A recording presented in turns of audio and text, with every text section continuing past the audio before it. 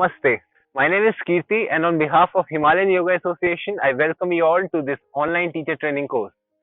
I am a teacher here at Himalayan Yoga Association, and I will be taking you through the concepts and details of the human body and yoga altogether. Let's hope you enjoy this course. Let's start. Namaste and welcome back to the online yoga teacher training course. In the previous video, I introduced you to the very first three verses of Patanjali's Yoga Sutra. In today's verse, we are going to discuss the different types of yogas.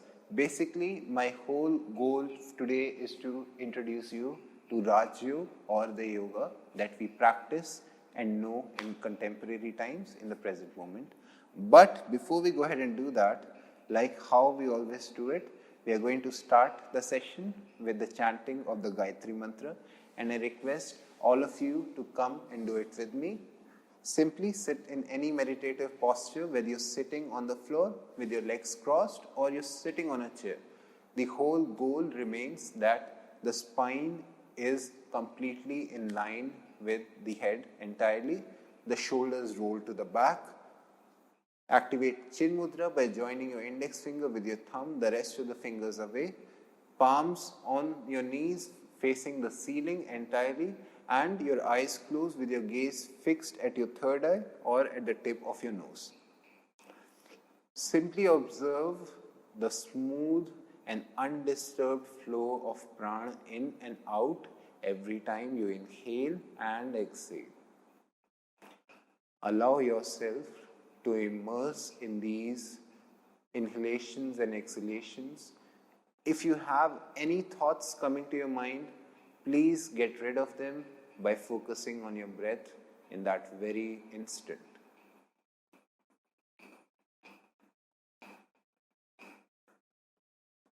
Slowly breathe in and breathe out.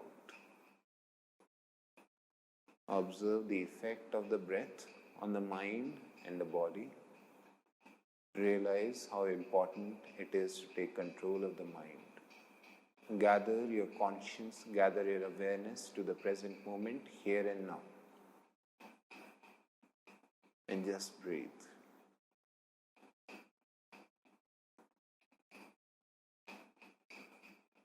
Now, after a few breaths, once you feel that your awareness is with you completely, you can slowly bring your hands in front of your chest in Namaskara Sthiti. With your eyes closed, you can chant the Gayatri Mantra with me if you know the mantra. Otherwise, you can always repeat it afterwards. Slowly breathe in once. Om Bhur Bhuva Swaha Tat Savitur Varenyam Bhargo Devasya Dhimahi Dhiyo yo na prachodayat. Om.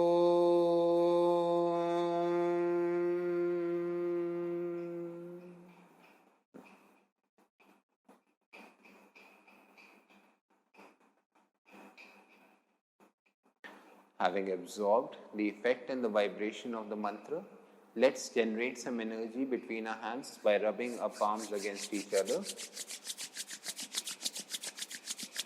After you feel the energy between your palms, you can transfer this energy to your eyes straight away, and then you can massage your face, the back of your neck, your shoulders, your stomach, your elbows, knees, wherever you wish to transfer this energy to. Please keep your eyes closed at this point. Fold your palms once again, bow down to your fingertips with a few blinks, open your eyes, and welcome back. So, how many of you will be surprised if I tell you that there are 4 different types of yoga? Just imagine for a second a newborn child who does not really have many bones inside his body. He is capable of doing all of these twists, turns, all of the flexible poses that we so proudly show off on social media or in person in today's time, which I agree is something to show off to an extent, but at the same time, is it really all about yoga? And if all of these asanas is all about yoga, then are the newly born children who are very flexible because of the undeveloped skeletal system, are they always doing yoga?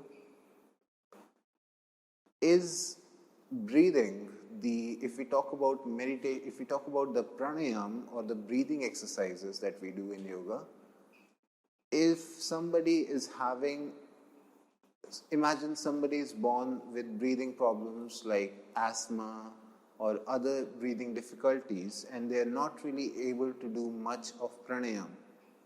Is it possible that they are not doing any yoga at all just because they are incapable of doing yoga in the first place? If so, then the best of the yogis would be the unborn children who are still inside their mother's wombs because they are not really breathing, but they are still alive. What do you think about that? Ask yourself that. If stillness in meditation is a challenge for adults like you and me at a certain age, in the mid-area times, in the when they are newly borns, when they are teenagers, until throughout the life, I would say, everyone is running around their lives and they do not have much time to sit down and meditate at all. All the time that they have in their lives comes at the age of retirement, when they do not really have to go to work, when they can finally do the things that they really enjoy doing, but they're weak enough, their body has depreciated so much that their body is not able to do all of these intricate, interesting, advanced poses in yoga. Is it possible that old people are not capable of doing yoga at all? What do you think? Ask yourself again. Why I brought up these examples was because even though yoga in principle is all about reaching enlightenment, which remains the ultimate goal, but over time, over these thousands of years of evolution, and because of the help of the different commentaries, different takes that yoga has been described as, people have went ahead and modified yoga only with the goal of reaching enlightenment in mind. We can also say that in the different types of yogas, the ultimate goal is still the same, despite of being all different with each other one way or the other. The essence of yoga still exists despite of whether the technique is the same, and the goal is also common between all of these different types. If we go by names, then there are 4 different types of yogas. The first one, which we are going to discuss here, is called as Bhakti Yoga. Now, Bhakti Yoga, if we translate Bhakti as a word from Sanskrit to English, then Bhakti means devotion, dedication, devotion to the divine being. Bhakti Yoga is all about devotion to the Creator, to the higher being that is keeping an eye on all of us. He may not be here in person with us, but He is the Creator. He controls the entire universe with His small fingers, with His large fingers, using us small beings as the puppets in His play. Bhakti Yoga is selfless devotion to God, selfless devotion to the divine being. Bhakti Yoga does not need, a person who is practicing Bhakti Yoga does not need to attend asana classes every day. He does not need to sit down and meditate because the devotion itself is a meditation in itself. What is meditation at the end of the day? Focusing on one single point for an unlimited amount of time, which is still comfortable and which is still not creating any fluctuations. I ask you this, if you're devoted to your God and you're devoted selflessly to your God, and your God is the only thing that you consciously and constantly think about, isn't that the God became your single point of focus? Isn't that another kind of meditation in itself. Even though it does not involve doing any of these asana practice that we have so much care and love for. Even though a bhakti yogi does not need to pay attention in case of any pranayam, in case of strengthening his lungs, because singing the hymns of the God himself is enough pranayam for his lungs. Like I said, one way or the other, the technique may be different, but the goal and yoga is still the same. So who could be these bhakti yogis from examples that we know of around us? We have these religious places. Now, because yoga is not about religion, yoga is about individual conscience and bringing it up higher, then we can pick examples from different societies, different cultures, different religions as well. Every religion has a priest who preaches God and transfers and becomes the medium between humans and God himself. That preacher, that priest is a bhakti yogi because he or she has devoted his life to the service of the God.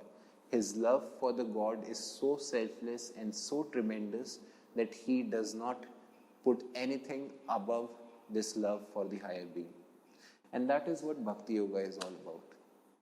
There is another type of yoga which is called as Jnana yoga. Knowledge is power, knowledge is God. Jnana, if you translate it in English, becomes knowledge. The Jnana yoga is all about the selfless pursuit of knowledge. There are people who are born every now and then who are thirsty for more and more knowledge. They may or may not put it to some good use. Nobody knows that.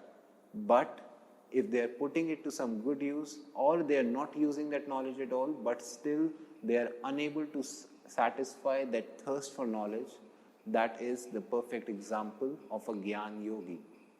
A Jnana yogi devotes his or her life towards collecting, attaining more knowledge. Everyone knows that you can learn something from everyone. You can learn something from the worst human beings. You can learn something from the criminals in the society. Even if you do not learn what to do, you can still learn what not to do from the worst of examples in the society, in the environment around you. You can learn something from a newborn child. You can learn something from a dying, aged person. You can learn something from an accident. You can learn something from a good occasion. There is something to learn from everything, granted you have the eyes and the thirst to seek knowledge. It's even better when you hire seeking knowledge in the topic that you prefer, because knowledge is endless in this world, and the pursuit of knowledge is the goal of a Jnana yogi. The pursuit of selfless knowledge, the selfless pursuit of knowledge, is the pursuit or the goal of the Jnana yogi. And that is what Jnana yoga is all about. Finding and gaining more knowledge, because knowledge is power, and knowledge is above everything else. It's never ending. There is another type of yoga that we have. It is called as karma yoga. Before we go ahead and discuss this, let's take an example of the various Jnana yogis in the society. Can you imagine names like Einstein? He was a Jnana yogi, even though he may not be a Hindu, even though he may not be practicing any yoga asanas or pranayam techniques, but his never-ending pursuit for knowledge became his own personal yogic journey. There are so many scientists, so many archaeologists, so many people pursuing truth, so many people trying to know more about this world that we live in. They're all examples of Jnana yogi. They're all examples of people who are still pursuing yoga, whether or not they're aware of it. It still remains yoga. Karma yoga. Karma yoga is completely different than the modern definition of karma. Karma, in case of Sanskrit, in case of yoga, means the selfless act of doing things. Karma yoga is basically the selfless act of service to others. There is a saying here in India that you do, if you have to do something, then you should do it without caring about the result or the fruit at all. The activity or the doing itself is the fruit, because it can teach you so many things. It can give you some gyan, it can give you a friend, it can give you a gift. If you're expecting a fruit or if you're weighing an activity based on its fruit, then you're missing out on an opportunity to change the world somehow. And that is what the goal of Karma Yoga is. Karma Yoga is the selfless act of service to others and the environment that you live in. Let's take a few examples from the society. Mother Teresa. Mother Teresa, even though she preached Christianity, was the perfect example of a Karma Yogi. She went ahead and kept everything on top of her when it came to serving others, when it came to helping others in the society, which she did throughout her life, ever since she realized how great it is to help someone else without really having to expect a fruit in return. Another great example of a Karma Yogi is all the mothers in the society that we live in. Whether they are animals, whether they are humans, motherhood is the greatest example of Karma Yoga.